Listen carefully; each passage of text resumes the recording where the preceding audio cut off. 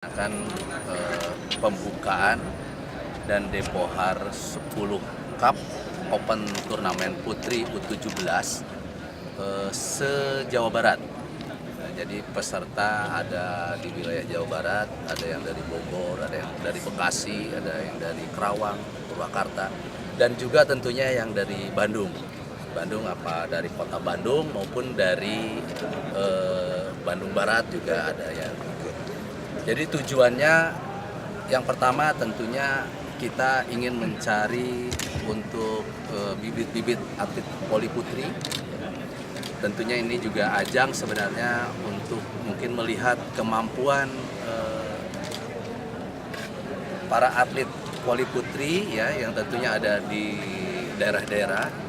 Dan di sini juga TNI AU sebenarnya berharap nanti bisa ada yang bisa kita rekrut sebenarnya nantinya bisa menjadi personil TNI AU karena ini putri tentunya harapannya adalah menjadi wara nantinya melalui jalur prestasi tentunya seperti itu.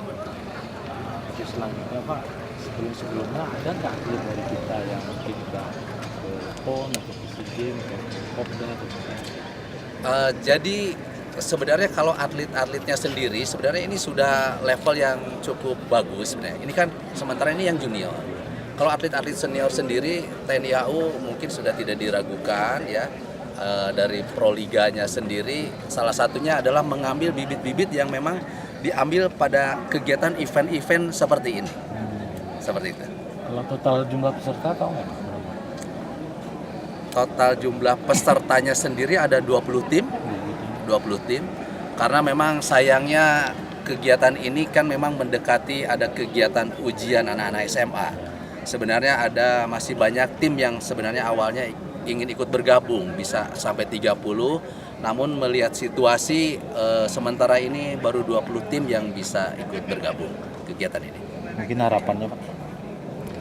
Harapannya tentunya kegiatan seperti ini masih bisa berlanjut terus.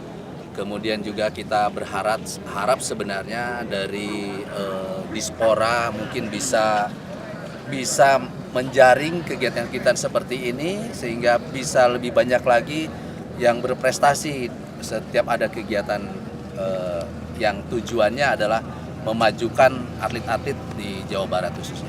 Demikian.